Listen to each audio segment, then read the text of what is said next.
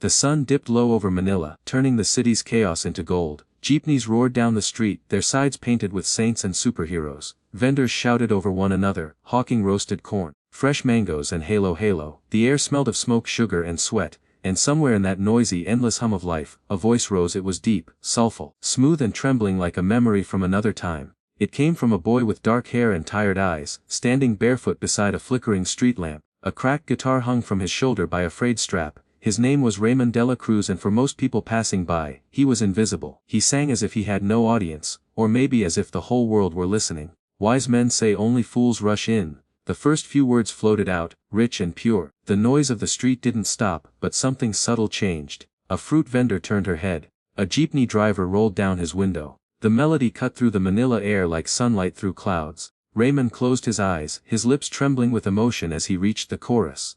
But I can't help falling in love with you. His fingers shook over the strings, not from fear, but from exhaustion. He hadn't eaten much that day, just a single piece of pandezel and a cup of water. Still he sang with everything he had, because for those few minutes, he wasn't a boy scraping coins off the pavement. He was Elvis Presley reborn, standing in the glow of a dream. A few coins clinked into his open guitar case, mostly pesos, some rusted, some dull. He smiled anyway. To him it wasn't money, it was acknowledgement, proof that someone somewhere had heard him. Then, a voice spoke from behind the crowd. That sound, it can't be. The voice belonged to an older man, tall, silver-haired, dressed in a crisp white shirt that had seen better days. Mr. William Harris, a retired American sound engineer, had been wandering through Manila with a camera in hand, taking pictures of the city's heartbeat. He hadn't expected to hear that sound, the raw, golden timbre that once filled recording studios in Memphis half a century ago. He stood frozen, his camera forgotten at his side. The boy's voice carried a warmth, a yearning that transcended accent or language. When Raymond held that final note, long and trembling, Mr. Harris felt his throat tighten. When the song ended, the crowd gave polite applause and moved on, as they always did. No one had time to linger, everyone had somewhere to be. The noise of the city swallowed the moment, but Mr. Harris stayed. Raymond bent to gather his coins, humming softly to himself when a shadow fell over him. That was incredible, the old man said, his accent thick and unmistakably American. Raymond looked up, startled. Thank you, sir. He gave a shy smile, tucking a strand of hair behind his ear. Compliments didn't come often, and when they did, they usually came with expectations. A tip, a photo, or a laugh at his expense. But Mr. Harris didn't pull out a phone or wallet. He just looked at him, really looked. Son, he said slowly. Do you know who Elvis Presley was? Raymond's eyes lit up instantly. Of course, the king. His smile widened, his whole face glowing for a moment. I listen to him every night, from an old radio I fixed myself. My nene says I was born with his songs in my heart. Mr. Harris chuckled softly. You don't just sing like him, he murmured. You feel like him. The boy tilted his head, unsure what he meant. Mr. Harris continued, almost to himself. I used to work with Elvis back in the 70s. I was one of the sound engineers at RCA. I've heard hundreds of people try to imitate him. But you've got something different. Raymond blinked in disbelief. You knew Elvis? His mouth fell open. Sir, are you serious? The old man smiled, his eyes misty, serious as can be. And hearing you sing for the first time in years, I felt like he was alive again. The words hit Raymond harder than he expected. For a second, he didn't know what to say. Compliments never felt real when you'd spent your life unseen. He looked down, trying to hide the emotion welling up in his chest. Salamat po, he whispered, using the Filipino word for thank you. That means a lot, sir, really. The old man nodded, noticing the boy's thin frame, the calluses on his fingers, the wariness in his posture. He'd seen talent in many forms, but this was different. This was soul. As the evening deepened, the streetlights flickered on, vendors began packing up. Raymond counted his coins, not enough for dinner and the medicine his mother needed, but maybe enough for one. He sighed, placing the guitar back in its torn bag. Do you sing here every night? Mr. Harris asked gently. Raymond nodded. Yes, sir. Every night after I help my nene at home. She's sick, so I sing for her. And for people who might listen. Mr. Harris's throat tightened again. He'd spent a lifetime chasing sound, chasing fame, perfection, applause. Yet here, on a broken street corner in Manila, he had found the purest voice of all. A voice that asked for nothing, gave everything, and believed that a song could feed both hunger and hope. Ramon, he said, would you let me come back tomorrow? I'd like to record you. The boy laughed nervously. Record me? But sir, I'm just a street singer. Mr. Harris smiled. So was Elvis once. Just a boy with a guitar and a dream. Raymond hesitated. He didn't understand why a foreigner would want to help him. People had promised things before. Jobs, opportunities. Still, there was something kind in this man's eyes. Something true. All right, he said softly.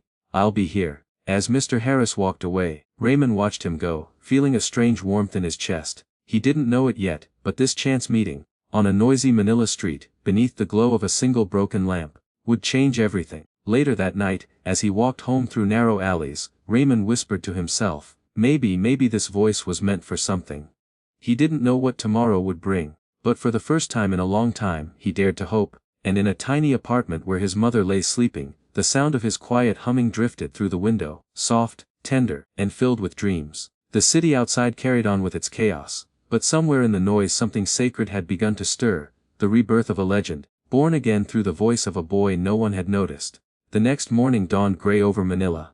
The air was heavy with the scent of rain that hadn't fallen yet. Inside a small apartment on the third floor of an aging building, Raymond sat cross-legged beside his mother's bed, softly tuning his guitar. The room was humble, walls faded from years of sun, a single oscillating fan humming in the corner. On the nightstand sat a half-empty bottle of medicine and a framed photo of his late father, smiling, wearing a construction helmet, standing in front of a half-built house that was never finished. Raymond's mother, Luz, stirred weakly. Her voice was gentle but tired. "Anak, you didn't sleep again, did you?" He smiled, brushing her naid. "I was practicing. I think I met someone last night." "Someone?" She coughed lightly, her thin shoulders trembling. "A girl."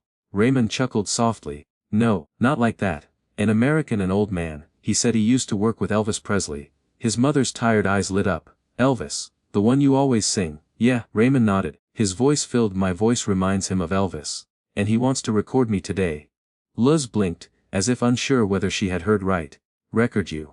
For what?" He shrugged, his tone caught between excitement and fear. "I don't know. Maybe it's nothing. But he said to meet him at the park at noon." She reached for his hand, her fingers frail but warm. "Ramon, sometimes, blessings come quietly, like songs in the dark. Don't be afraid to listen." He nodded, though doubt still lingered in his eyes. He'd heard kind words before, from tourists, from strangers who promised to make him famous, or help him out. But none of it ever came true. He'd learned to be cautious with hope, yet something about Mr. Harris's eyes, the way they had softened when he spoke, felt different, honest. By noon, the sky was bright again, streaked with sunlight breaking through thick clouds. Raymond walked to Rizal Park, guitar slung across his back, nervous energy pulsing in his chest. And there, under a tree near the fountain, stood Mr. William Harris, wearing a beige hat and carrying a small black recording device. His camera hung from his neck, and a wide smile spread across his face when he spotted the boy. "Ramon, I was hoping you'd come." Ramon bowed slightly, a Filipino habit of respect.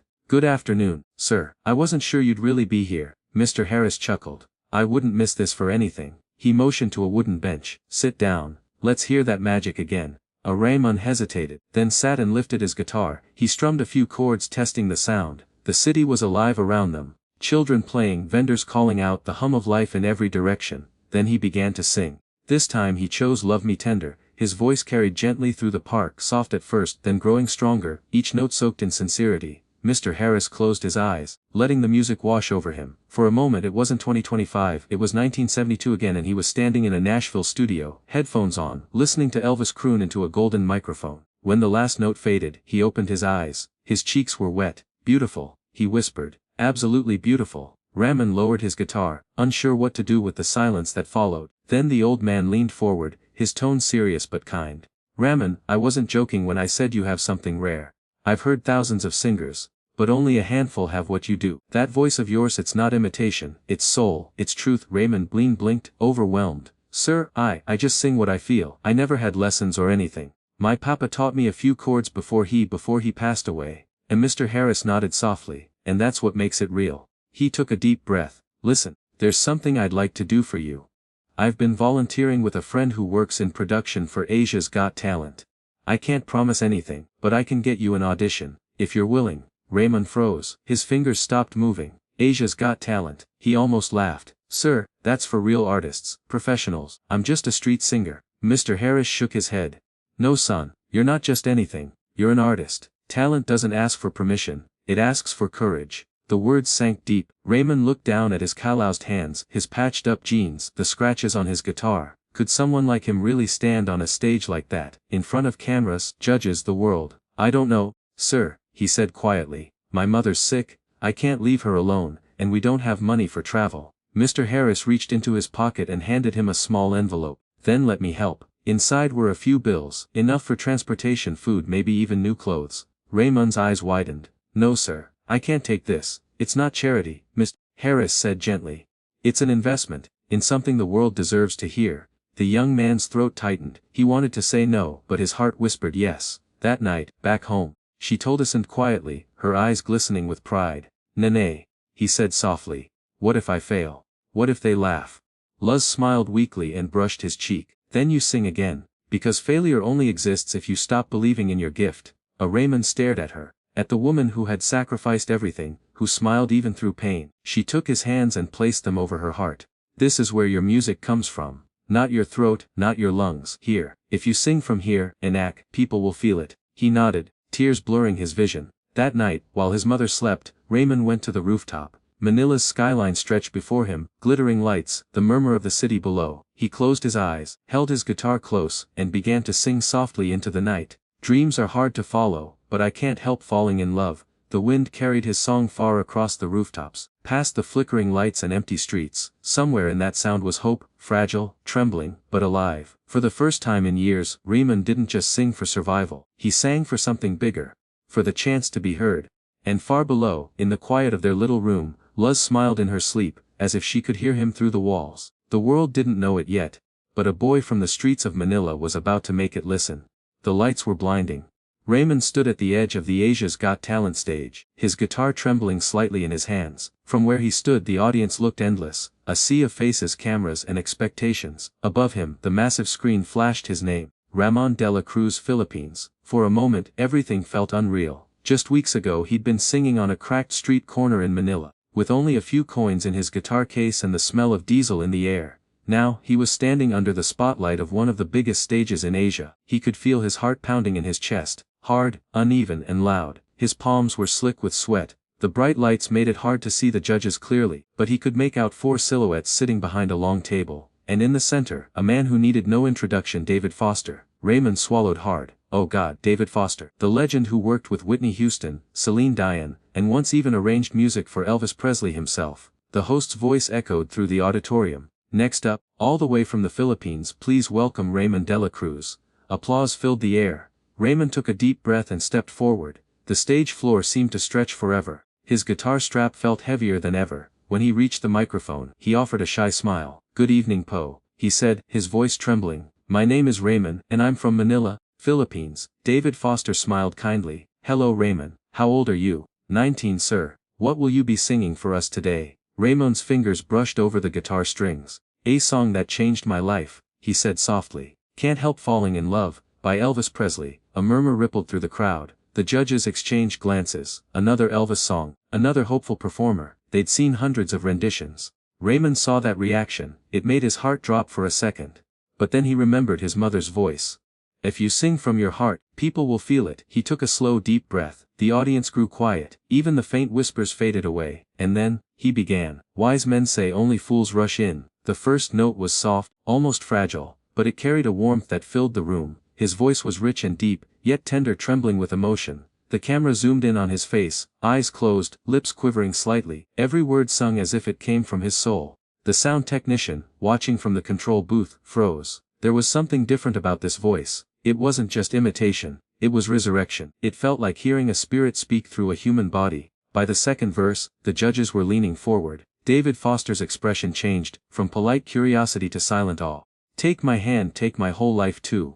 Each note carried something raw, not the perfection of a trained artist, but the truth of a boy who had lived hardship and still found beauty in it. The audience fell completely silent. No one coughed, no one moved. Even the cameras seemed to slow down, as if afraid to disturb the magic unfolding on stage. Raymond's eyes glistened as he reached the bridge. His mother's face flashed in his mind, her smile, her frail hands holding his as she whispered, "Don't be afraid to dream." He poured that memory into his voice. The guitar trembled, but his voice soared. "For I can't help falling in love with you." He held the final note, long, tender, unwavering. It floated through the theater like a prayer. And then, silence. Not a polite pause, not hesitation, silence. It was as if the entire room had forgotten how to breathe. The audience sat frozen, their eyes wide, tears glinting under the stage lights. Even the judges didn't move. David Foster's pen had fallen from his hand. The silence stretched for a full 5 seconds. Then, somewhere in the back, someone started to clap, another followed, and then the entire auditorium erupted, a standing ovation. People cheered, cried, shouted his name. Raymond stood there, stunned, gripping his guitar tightly. His lower lip trembled. He had never heard applause like this,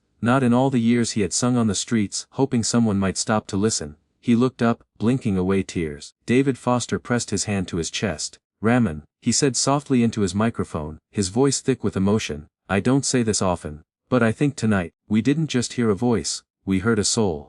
The audience cheered again.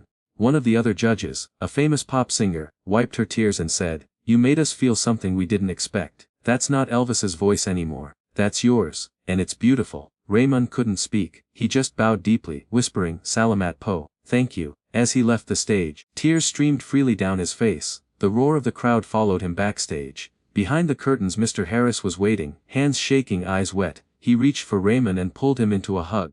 "You did it, son," he whispered. "You didn't just sing, you made them feel."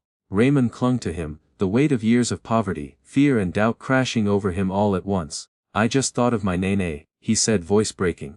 "I wanted her to hear me wherever she is." The old man smiled through his tears. "She heard you, Raymond, we all did." They sat together on a backstage bench as the cheers still echoed beyond the curtain. Harris showed him his phone. The official Asia's Got Talent YouTube channel had already uploaded a short clip of his audition. In less than 10 minutes it had 50,000 views and hundreds of comments. "That voice gave me chills. The reincarnation of Elvis. He's not copying Elvis, he's channeling something divine." Raymond stared at the screen, speechless. For the first time in his life he felt truly seen, not as the poor boy singing on a corner, but as an artist, a messenger of something larger than himself. He whispered softly, almost to himself, "Maybe this is what my father meant when he said I'd sing for the world." Outside, the stage lights dimmed as another performer took his place, but something had already shifted that night, in that theater, in every heart that had heard him. The world had gone silent, not from disbelief, but from awe, and when they cried, they didn't cry for sadness. They cried because, through that boy's voice, they felt something pure, something the world had almost forgotten. Hope.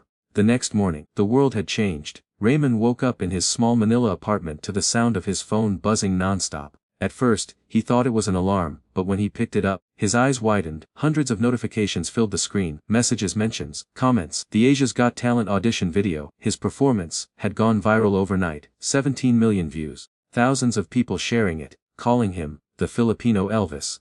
He blinked, barely believing it. His voice trembled as he whispered, "Nanny, look." His mother, Luz, was sitting up in bed, wrapped in a thin blanket. She looked fragile but alert, her eyes bright. Raymond showed her the screen, scrolling through comments. "This boy's voice made me cry. Pure soul, like hearing Elvis again. The world needs more people who sing with this kind of heart." She smiled softly, pressing her hand to her chest. "I told you, Anak, the world would hear you one day." Her voice wavered, and tears welled in her eyes, not just from pride but from relief. For years, she had prayed that someone would see what she saw in her son. Now the whole world did. That day journalists began calling. Local news stations wanted interviews. Even American ones wanted to feature him. One reporter from ABS, CBN visited their home that afternoon. The cameras didn't shy away from showing the peeling paint, the narrow staircase, the humble space where music had been born. When asked how he felt, Raymond said quietly, "I'm just grateful. I didn't expect anything. I just wanted to make my mother proud." The clip aired that night, and something remarkable happened. Viewers began donating, not because he asked, but because they felt his sincerity. The show's producers launched a small fundraiser to help him with his mother's medical treatment. Within 24 hours, donations poured in from around the world. People from America, Japan, Brazil, and the Middle East, strangers who had never met him, sent messages like, "Your voice healed my heart. Please help your mom get better. We believe in you." By the end of the week, there was enough money not just for her medicine, but for a proper operation at one of Manila's best hospitals. When the doctor told them the surgery was successful, Raymond wept uncontrollably in the hallway, clutching the edge of his guitar case. Mr. Harris stood beside him, a proud fatherly hand resting on his shoulder. "She's going to be fine," the old man said, his eyes misty. "You did that, Raymond?" Raymond shook his head. "No sir, they did that. All those people out there." Mr. Harris smiled. "Because you gave them something first, hope." For the first time in months, Luz's laughter filled their apartment again. She recovered quickly, her spirit stronger than her body. Raymond would sing for her every evening, softly, like a promise kept. But what touched the world even more was what he did next. One morning, a news crew arrived at an unexpected place. a small, weathered orphanage in Tondo, Manila. Children gathered around as Raymond walked through the gate, carrying a box of groceries and supplies. He was smiling, humble as ever, wearing the same denim jacket he'd worn since his first audition. He handed an envelope to the head nun, Sister Clara. Inside was a donation, half of what he had received from the fundraiser. Sister Clara was speechless. "Ramon, this money was meant for you, for your family." He shook his head gently. "This place fed me when I had nothing. When my father died, and my mother couldn't buy food, it was you who gave us rice and soup. I want the children here to feel what I felt, that someone cared." The children clapped, their small hands echoing with joy. A few of them recognized him from the TV clips and began to chant softly, "Kuya Raman! Kuya Raman!" Kuya means, big brother. Oh, he knelt to meet them at eye level. "You know, when I was your age, I sang right here in this courtyard," he told them. "I didn't know my songs would ever go beyond this wall. But now, I know something important. When we give love, it always finds its way back." Tears filled Sister Clara's eyes. She touched his shoulder and whispered, "God works through hearts like yours." That same evening, another video of him went viral. This time, not on a stage but in that orphanage, surrounded by children as he sang, "If I Can Dream." His voice echoed off the walls, raw and beautiful. The children swayed beside him, some singing along. The internet didn't just see a performer anymore. They saw a human being, humble, giving and filled with light. Messages poured in again. "This boy has the spirit of an angel. He's not just singing Elvis. He's living what Elvis sang about, love and hope." Meanwhile, Mr. Harris watched all of this unfold from his hotel room, overwhelmed. He had come to the Philippines as a tourist, but he had found something more profound, a reminder of why music mattered in the first place. When Raymond visited him later that night, the old man couldn't hold back his emotion. "You know, son," he said, "I spent decades chasing fame, chasing the perfect sound, the biggest star, the loudest applause. But it took a kid singing on a Manila street to remind me that music isn't about fame, it's about faith." Raymond smiled, tears glistening in his eyes. "I didn't plan any of this, sir. I just wanted to sing." Mr. Harris patted his shoulder. "That's exactly why it worked." The two shared a quiet moment, the kind that needed no words. Later that week, the producers of Asia's Got Talent called again. Not just to invite him back for the semifinals, but to tell him that his first performance had become the most viewed audition of the season. "People aren't just watching you," the producer said over the phone. "They're feeling you." When Raymond hung up, he sat in silence for a while. Then he turned to his mother, who was knitting quietly by the window. "Nene," he said softly, "you think Papa knows?" She smiled, her eyes shining with pride. "Of course he does. Every time you sing, heaven listens." He walked over and hugged her, the kind of embrace that spoke more than words ever could. Outside, the Manila night shimmered with lights, traffic, and noise, but inside their tiny home, there was peace. Raymond strummed his guitar one more time before bed, whispering into the strings, "Thank you, Lord, for letting me give back." And somewhere beyond that humble room, across oceans and borders, millions of hearts continued to beat to the rhythm of his song, proof that kindness, when shared, multiplies like music in the air. A year had passed since that unforgettable night when the world first heard the Filipino boy who sang like Elvis, and felt every note as if it carried a piece of his soul. In that single performance, Raymond had gone from being a nameless street singer on the corners of Manila to an artist known across oceans. But fame hadn't changed him. If anything, it had deepened his gratitude, and his desire to give back. Tonight, he stood behind the thick curtains of a grand Las Vegas theater, hearing the faint hum of thousands waiting beyond them. The walls vibrated with chatter, excitement, and a warmth that felt almost sacred. This wasn't just another show, it was a charity concert titled, Songs of Hope, raising funds for Filipino children in need. Raymond had personally chosen the cause. He looked down at the guitar in his hands, not a glittering, expensive one from a sponsor, but the same battered guitar he'd played on the streets. The wood was chipped, the strings worn smooth from years of use. To most it would look like junk, to Raymond it was home. Mr. Harris, now acting as his manager, mentor, and something like a father, approached with a reassuring smile. "You ready, kid?" he asked softly, though he already knew the answer. Raymond smiled faintly. "I've been ready since the first time I sang for Coins in the Rain." They both chuckled. Harris placed a hand on his shoulder. "Your mom's in the front row, you know. Right beside the governor of Nevada. She looks so proud." Raymond's heart swelled. His mother, now healthy, glowing, sat somewhere out there, her hands probably clasped the way she always did when she prayed. The donations that had poured in after his viral performance had given her a second chance at life. But what mattered most to Raymond wasn't the money or the fame. It was knowing that his music had moved people. The lights dimmed, and the announcer's voice echoed across the vast hall. "Ladies and gentlemen, please welcome, Raymond de la Cruz." The crowd erupted in cheers. Raymond took a deep breath, pressed a kiss to his guitar's neck, and stepped into the light. For a moment, he was blinded by it, the glow of the spotlights, the shimmer of sequins, the dazzling enormity of the stage, but as his eyes adjusted he saw faces. Not strangers' hearts, thousands of hearts waiting to feel something. He sat on the stool in the center of the stage, the crowd quieted almost instantly. There was something about his presence, humble, unassuming, that commanded respect without words. He began to strum gently, the first notes soft and deliberate like raindrops tapping on a window pane. "Before I sing," he said, his voice warm and steady, "I want to tell you something."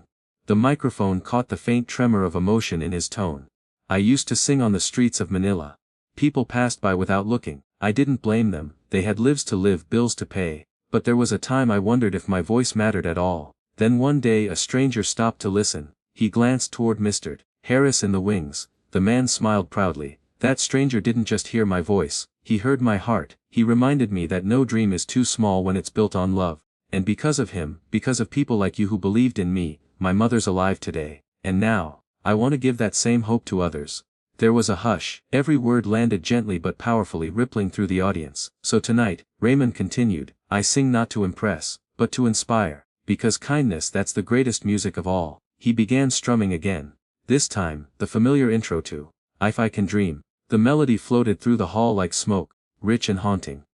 There must be lights burning brighter somewhere. His voice was deeper now, more mature, filled with the weight of everything he'd lived through. Yet it still carried that unmistakable warmth, the soulful H that made people feel as though Elvis himself had been reborn in this humble Filipino boy. As he sang, the screen behind him showed images: Manila's crowded streets, children smiling with donated schoolbooks, nurses hugging his recovering mother, and the orphanage that had once fed him. The visuals blended with his voice, creating a story that transcended words. "Out there in the dark there's a beckoning candle." A woman in the front row began to cry softly, then another. Soon, the entire hall shimmered with tears under the lights. Raymond wasn't just singing anymore, he was pouring his soul into every line, channeling hope into sound. When he hit the final note, "While I can think, while I can talk, while I can stand, while I can walk," his voice cracked slightly.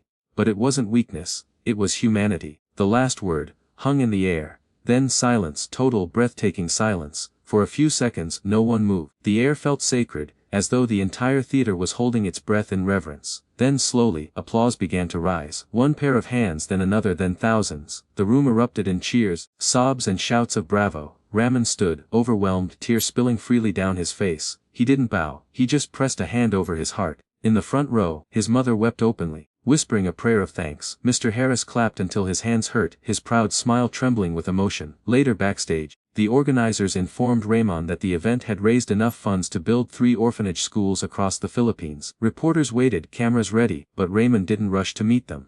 Instead, he walked quietly to where his mother sat, hugged her tight and whispered, "We did it, Mama." She smiled through tears. "No, Joe, you did it, with kindness." He shook his head. "Keenness did it. I just gave it a melody." That night, as the neon lights of Las Vegas shimmered outside the window, Raymond stood alone on the balcony of his hotel. The city pulsed with life below him, yet he felt peaceful. Somewhere, he thought, another boy might be singing on the streets, unnoticed, unheard. Maybe one day someone would stop and listen, the way Harris had listened to him. He smiled, whispering softly into the cool desert air, "If I can dream, then maybe someone else will too." And though no one heard him say it, it felt like the universe did. Because kindness once shared, never fades. It echoes like a song that never truly ends. While I can dream. The lights of Las Vegas glowed brighter that night, as if even the stars above had joined in the applause.